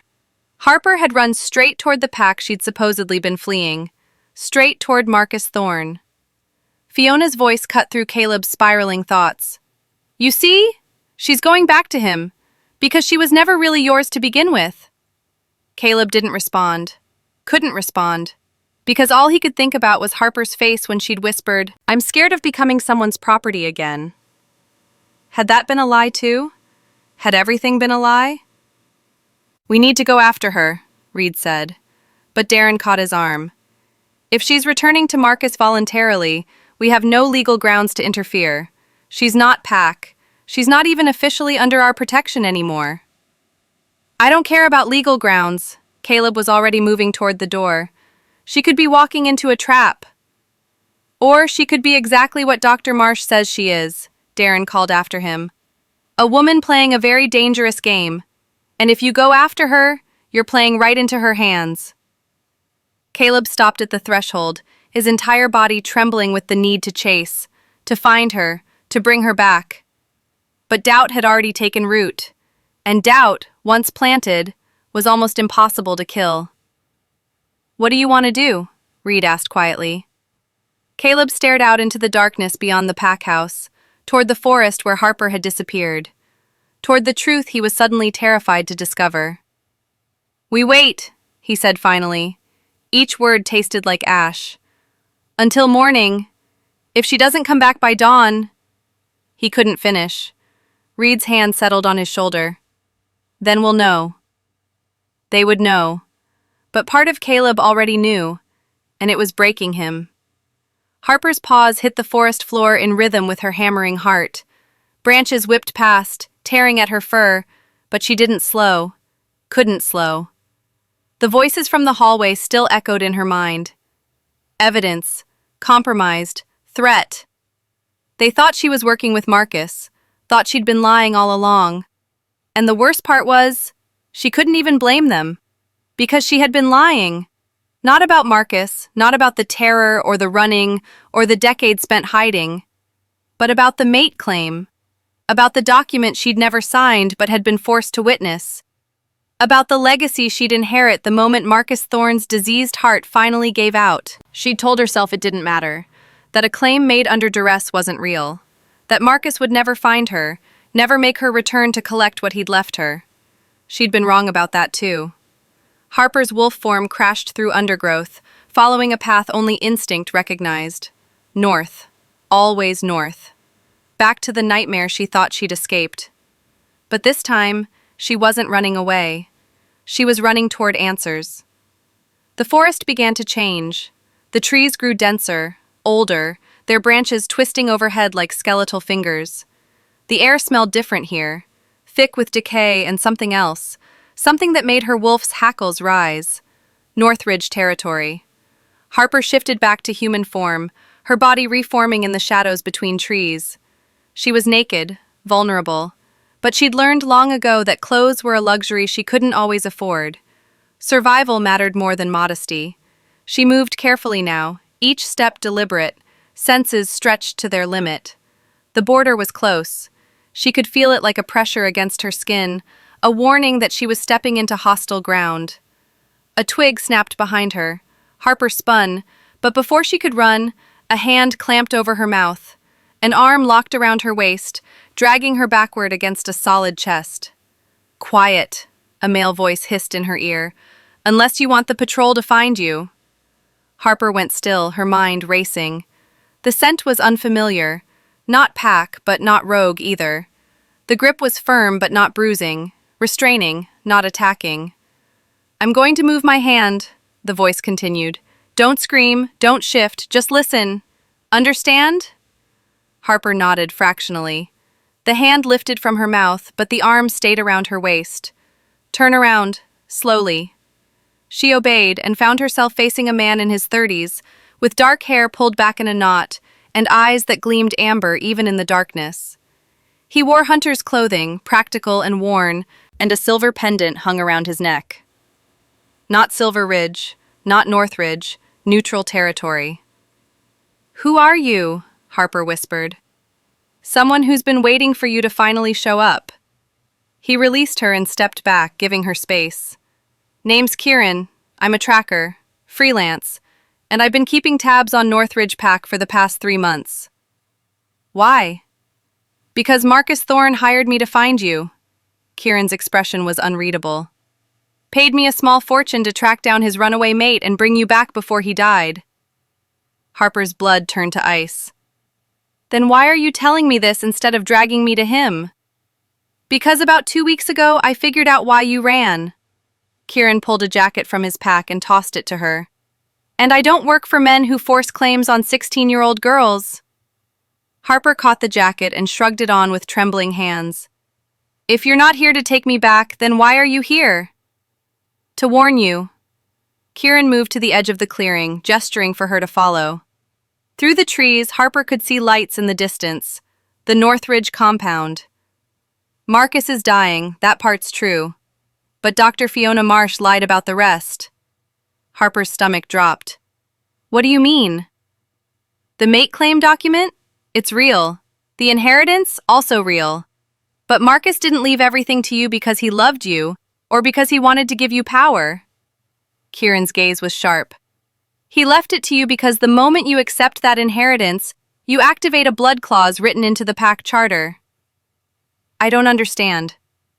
The clause states that if an alpha dies and leaves his territory to an unclaimed omega, the territory transfers to whoever claims her first.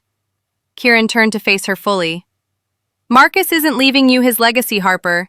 He's making you bait. The second he dies, every alpha in the region will be hunting you, and whoever forces a mate bond first gets everything Marcus built. The words landed like physical blows. Harper's knees went weak, and she had to brace herself against a tree. That's why the rogues came, she whispered. Not to kill me, to claim you before anyone else could. Kieran nodded grimly. Marcus has been spreading word about your inheritance for weeks, drumming up interest, making sure every ambitious alpha knows exactly what you're worth. But why? Harper's voice cracked. Why go through all this trouble? Why not just let me go? Because you escaped him once, made him look weak, and Marcus Thorne doesn't forgive weakness. Kieran pulled out a small leather journal and handed it to her. I've been documenting everything, every communication, every payment, every alpha who's expressed interest in claiming you. It's all in here. Harper took the journal with shaking hands. Why are you giving this to me? Because you deserve to know what you're up against. Kieran stepped back. And because I have a daughter. She's 7. And if she ever found herself in the situation you're in, I'd want someone to help her. Tears burned behind Harper's eyes. Thank you. Don't thank me yet. Kieran's expression darkened. There's one more thing you need to know. Dr. Fiona Marsh? She's not just your doctor, she's Marcus's sister. The forest tilted. What? Half-sister, technically, different mothers. But she's been feeding Marcus information about you for years. Your location, your routines, your weaknesses. Kieran's jaw tightened. The suppressants she's been giving you? They're not just hiding your scent, they're also laced with a tracking compound. That's how Marcus always knew where you were. That's how he's been waiting for the perfect moment to spring his trap. Harper's hand flew to her neck, where she'd injected the suppressant just 2 days ago. No, she saved me. She helped me. She helped Marcus. Kieran's voice was gentle but firm. Everything she's done has been to keep you exactly where he wanted you. Hidden, but findable. Safe, but vulnerable. And now that his death is imminent, she's making her final move. The council meeting. Understanding crashed over Harper. She's trying to drive me away from Silver Ridge. Away from the only alphas strong enough to protect me from what's coming. Exactly. Kieran handed her a small vial. This will neutralize the tracking compound. It'll hurt like hell for about 30 seconds, but it'll flush your system completely. Harper stared at the vial, then at the journal, then back at Kieran. I don't understand. Why are you doing all this? You don't know me. No, Kieran agreed. But I know what it's like to be hunted. And I know that sometimes the only difference between surviving and dying is whether someone decides to help. He gestured toward the compound. Marcus is in there, dying, alone, and scared if the reports are accurate. If you want to confront him, this is your chance. But Harper? He caught her gaze. Whatever you decide, you need to do it fast, because the moment his heart stops, the hunt begins. Harper looked down at the vial in her hand, then toward the lights of Northridge compound. Every instinct screamed at her to run, to take the journal and the antidote and disappear into the night. But she'd been running for 10 years, and she was tired. How do I get inside without being seen? She asked. Kieran smiled grimly. Follow me.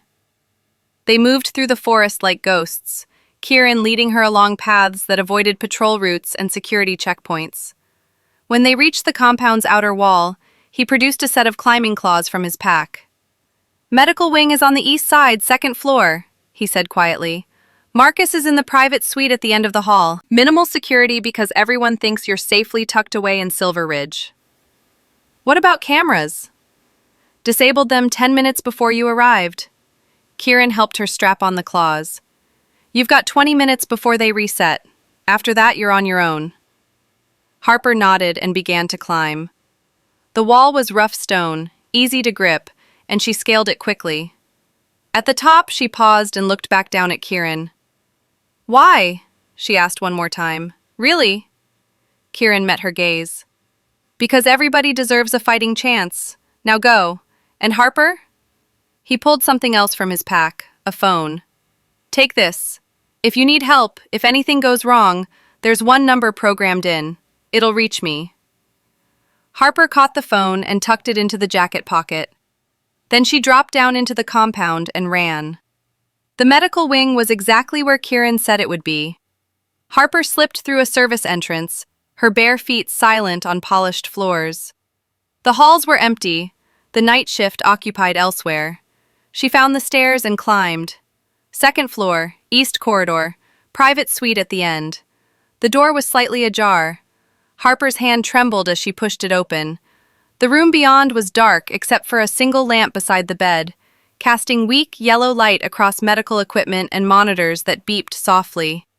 And in the bed, reduced to a shadow of the monster she remembered, lay Marcus Thorne. He looked ancient, skeletal. His skin had a gray pallor and his breathing was labored, rattling in his chest. When his eyes opened and landed on her, they were cloudy with pain but still sharp with recognition. Harper. His voice was a rasp. You came. Not for you. Harper stepped inside and closed the door. For answers. Marcus's lips twisted into something that might have been a smile. Always were too smart for your own good, just like your mother. Harper's breath caught. You knew my mother? Knew her, Marcus laughed, a wet, horrible sound. I loved her. Before she chose your father, before she rejected my claim and ran away with a beta who couldn't protect her from anything. Understanding dawned slowly, sickeningly. You're not, Harper whispered. Your father? Marcus's eyes gleamed. No, but I should have been. Would have been if she'd made the right choice. Instead, she died bringing you into this world, and he died trying to keep you hidden from me. His hand lifted weakly, gesturing her closer. So I waited, watched you grow, and when you were old enough, I decided to claim what should have been mine all along. I was 16, Harper's voice shook with rage. A child! You were mine, Marcus coughed, blood flecking his lips. The moment your mother rejected me, her bloodline became mine to claim. That's pack law, ancient law, unbreakable. There's no such law. Isn't there? Marcus's smile widened. Check the journal Kieran gave you, page 47, the blood right clause. When an omega refuses a viable alpha's claim, her offspring can be claimed by that alpha's bloodline. It's old magic, older than packs, older than civilization. Harper's hands clenched into fists. Even if that's true, I'm not my mother, and I'm not yours. No, Marcus agreed. Not anymore. I'm dying, and I no longer have the strength to enforce the claim. But I made sure someone would. He gestured to the nightstand. Open the drawer. Harper didn't move. Open it, Marcus commanded, and even dying, his alpha voice carried weight. Harper's body obeyed before her mind could stop it. She pulled the drawer open and found a single envelope inside. Her name was written on the front in elegant script. What is this? My final gift. Marcus's breathing was growing more labored. Open it when I'm dead. Follow the instructions inside. And Harper? His eyes met hers one last time. Remember that everything I did because your mother made me. She chose wrong. And you've been paying for her mistake ever since. The monitors began to beep frantically. Marcus's hand fell back to the bed, his breathing stopping mid-gasp. And then, silence. Harper stood frozen, the envelope clutched in her hands, watching the man who'd destroyed her life take his final breath. She should feel relief, victory, something. But all she felt was empty. The phone in her pocket buzzed, a message from an unknown number. He's dead. The hunt begins in 60 seconds. Run! Harper's heart lurched.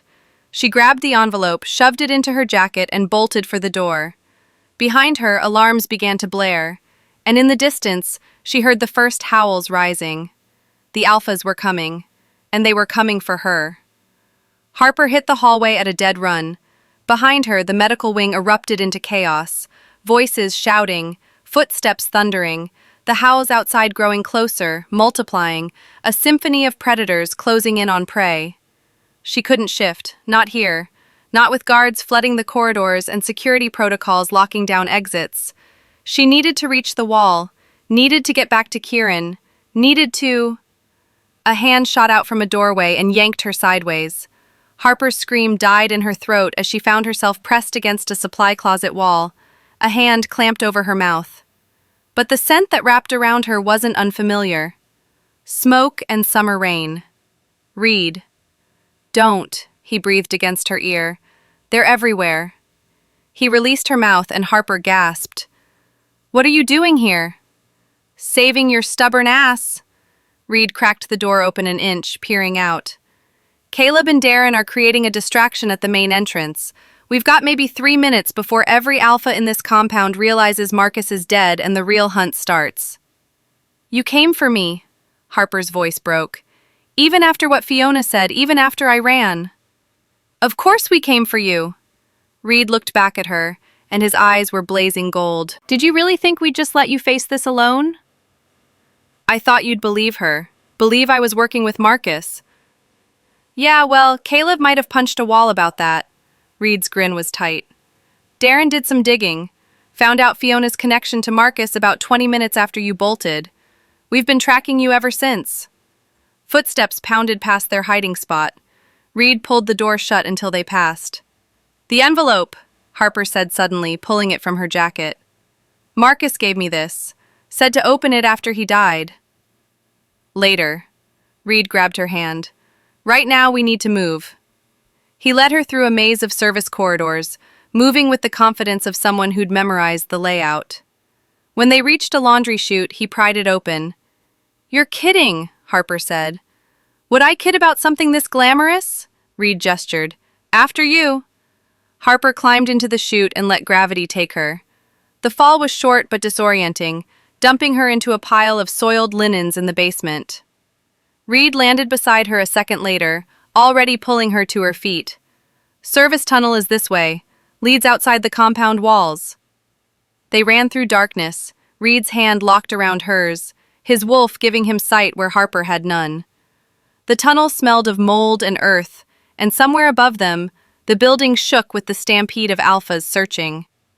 The exit was a rusted grate that Reid kicked open with brutal efficiency. They emerged into the forest, and Harper finally allowed herself to breathe. Then the howls surrounded them. Not behind, not in front, everywhere. "Too late," Reid growled. His body began to shift, bones cracking and reforming. "Stay behind me." But Harper's wolf was already rising, instinct overriding fear. She shifted, her smaller form pressing against Reid's flank as shadows emerged from the trees. 5 wolves, then 10, then more, materializing from the darkness like nightmares given flesh. Alphas, all of them, their eyes gleaming with hunger and purpose, their scents thick with intention. One stepped forward, larger than the rest.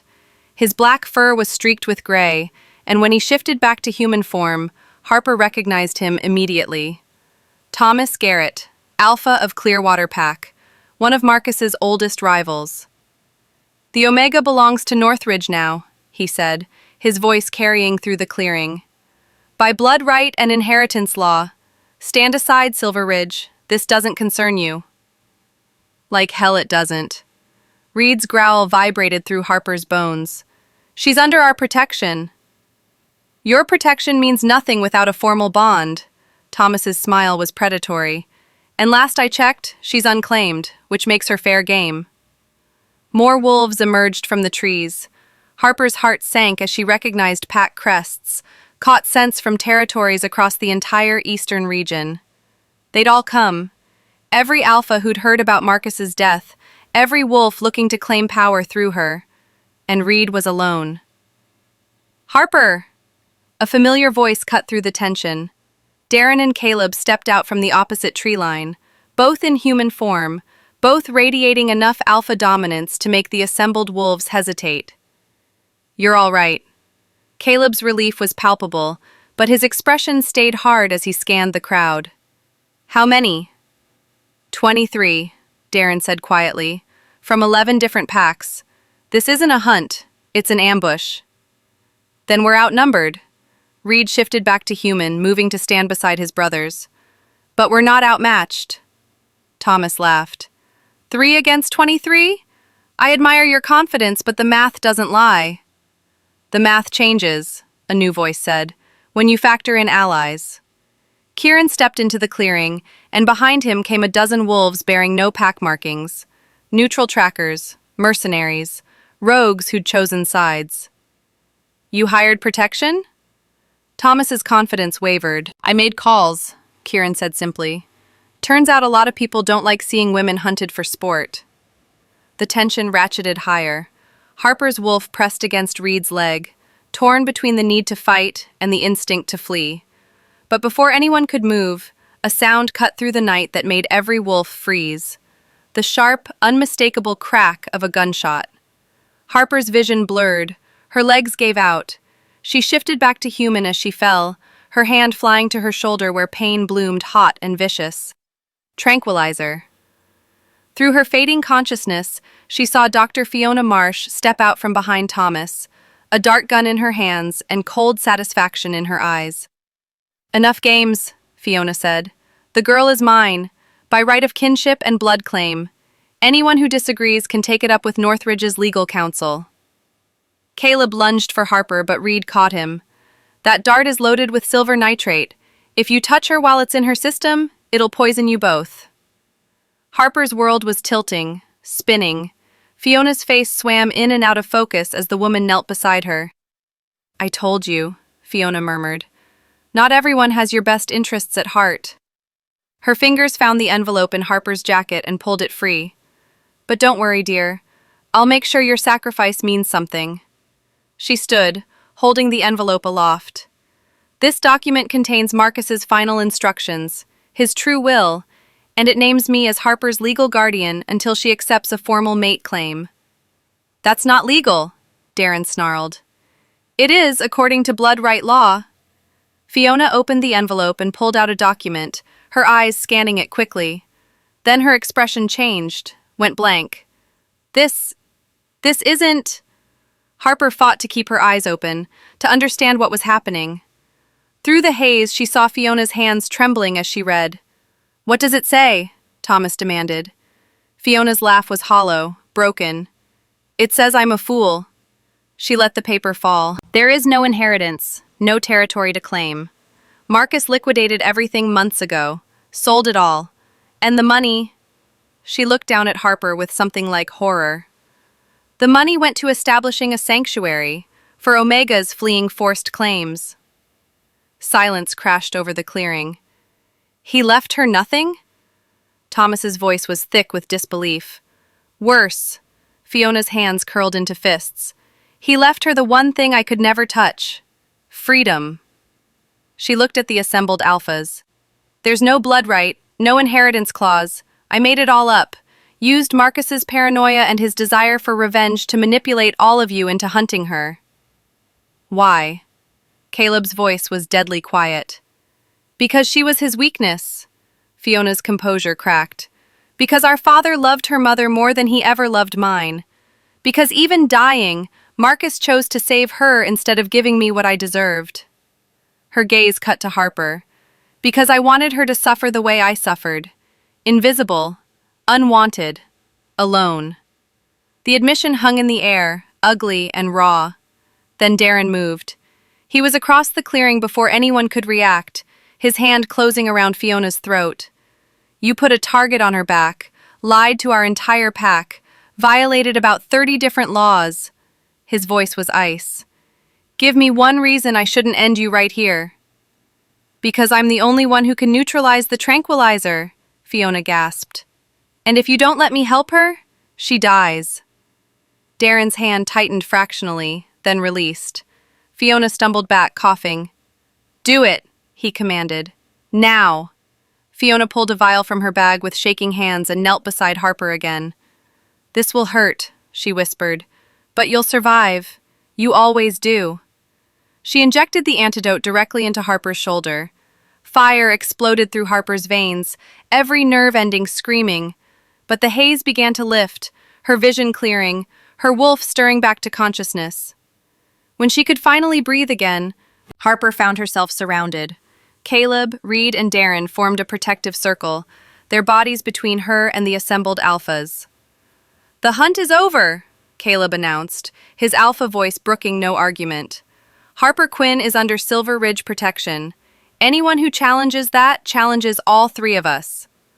"She's unclaimed," someone said from the crowd. "You can't protect what you haven't bonded." "Then we'll bond her." Reid's voice was steady. "Right here, right now, if she'll have us." Harper pushed herself to sitting, her shoulder throbbing but functional. 3 pairs of eyes turned to her, and in them she saw everything she'd been running from. Connection, belonging, home, but also a question, a choice. "You don't have to do this," Caleb said quietly, kneeling beside her. "We can find another way to protect you, another solution that doesn't involve a bond you don't want." "What if I want it?" Harper's voice was rough from the tranquilizer, but clear. "What if I've wanted it since the moment I met you, but I was too scared to admit it?" Reid's breath caught. Darren's expression softened infinitesimally. "Then tell us," Caleb said. "Tell us what you want, Harper. Not what Marcus wanted, not what anyone else wants. What do you want?" Harper looked at each of them in turn. Caleb, with his steady strength and gentle protection. Reid, with his fierce loyalty and wild heart. Darren, with his sharp mind and unexpected vulnerability. Not perfect, not uncomplicated, but real. "I want to choose," she said. "I want to choose you, all of you. Not because I'm being hunted or because I need protection or because some ancient law says I have to." She reached for Caleb's hand. "But because for the first time in my life, I'm not running. I'm standing still, and I want to stand still with you." Caleb's hand closed around hers, warm and solid. "Are you sure?" "No," Harper admitted. "I'm terrified, but I'm tired of letting fear make my choices for me." Reid dropped to his knees beside them, his hand finding her other one. "Then we do this together. No force, no pressure, just choice." Darren was the last to kneel, his pale eyes searching hers. "If you accept this bond, you need to understand what it means. We're not perfect, Harper. We fight, we make mistakes, and there will be days when the weight of what we are feels like too much." "I know," Harper said, "but I'm not perfect either. I'm broken and scared, and I've spent 10 years lying about who I am." She met his gaze. "But I'm done lying. To you, to myself, to everyone." Something shifted in Darren's expression. Not warmth, not exactly, but acceptance, understanding. "Then we're agreed," he said. "No claims of ownership, no property, just partnership." "Partnership," Harper repeated. The word felt foreign on her tongue. New. "I like that." Caleb lifted her hand to his lips, pressing a kiss to her knuckles. "Then let's make it official." The bond formed slowly this time, not in violence or desperation, but in deliberate choice. Caleb's mouth found the pulse point on her wrist, his teeth gentle as they broke the skin. The mark burned gold, sinking into her flesh like sunlight made solid. Reid followed, marking her other wrist with the same care. Then Darren, his mark settling at the base of her throat where her heartbeat was strongest. 3 marks, 3 bonds, 3 threads of gold that wove together into something Harper had never felt before. Completion. The assembled alphas watched in silence as the bond flared bright enough to illuminate the entire clearing. When it finally settled, Harper felt different, stronger, like she'd been carrying a weight for so long she'd forgotten what it felt like to stand straight. "It's done," Caleb said, his voice carrying across the clearing. "Harper Quinn is bonded, claimed, protected. Anyone who comes for her comes for Silver Ridge." Thomas nodded slowly. "Understood." He looked at the other alphas. "The hunt is over. Let's go home." One by one, the wolves melted back into the forest. Within minutes, the clearing was empty except for Harper, the triplets, Kieran, and Fiona. Fiona stood alone near the tree line, her expression hollow. What happens to me now? Darren's gaze was cold. You'll face pack council, answer for your crimes, and spend a very long time regretting your choices. I already do, Fiona whispered. She looked at Harper. For what it's worth, I'm sorry, for all of it. Harper wanted to say it was okay, that she forgave her, but she couldn't, not yet, maybe not ever. Go, she said instead, before I change my mind about letting you leave. Fiona nodded and disappeared into the darkness. Kieran approached, holding out the journal. You'll want this. It documents everything, including Fiona's confession. Harper took it gratefully. Thank you, for everything. Thank me by living well, Kieran smiled. And maybe name your first kid after me. Reid barked a laugh. We'll consider it. Kieran melted away too, leaving Harper alone with the three alphas who had just bound themselves to her forever. So, Reid said, grinning, what now? Harper looked up at the sky, at the stars visible through the canopy of trees. The same stars she'd watched from her apartment window, from the cafe's back alley, from 100 hiding places over 10 years. But tonight, they looked different, brighter, closer, like maybe they'd been waiting for her to stop running long enough to really see them. Now, Harper said, turning back to her mates, we go home. Caleb's arm settled around her shoulders. Reid took her hand. Darren walked beside them, silent but present. And as they walked back through the forest toward Silver Ridge territory, Harper realized something she'd never dared to believe. She wasn't invisible anymore. She was chosen. And for the first time in her life, that was enough. The pack house looked different in daylight, less imposing, more like what it was, home. Harper stood on the balcony outside what was now their shared quarters, watching pack members move through the grounds below. Some still stared, some whispered, but many just smiled and waved. Acceptance would take time, trust would have to be earned. But she had time now, and people willing to help her earn it. Coffee? Caleb appeared beside her, holding out a steaming mug. Harper took it gratefully. You're spoiling me. That's the plan. He leaned against the railing. Sleep okay? Better than I have in years. Harper sipped the coffee. It was perfect. He'd remembered how she took it from the café. Where are Reid and Darren? Reid's terrorizing the training grounds. Darren's in his office, probably plotting world domination. Caleb's smile was soft. They'll be up soon. Harper nodded, content to stand in comfortable silence. Do you regret it? Caleb asked quietly. Choosing us? No. Harper's answer was immediate, certain. Do you? Not for a second. He pulled her close, and she let herself melt into his warmth. You know what happens now, right? What? You have to actually unpack. Caleb gestured to the room behind them, where her single duffel bag sat untouched. Make this place yours. Stop acting like you're going to run at any moment. Harper looked at the bag, at the room, at the life she'd been offered. Then she stepped back inside, walked to the duffel, and dumped its contents onto the bed. There, she said. Unpacked. Caleb laughed, the sound rich and warm. That's a start. And it was. Not an ending. Not a happily ever after tied up in neat ribbons. Just a beginning. Just a girl who'd spent 10 years being invisible, finally learning what it meant to be seen. To be chosen. To be loved. Not as property, but as Harper. And that, she thought, was worth everything she'd survived to get here.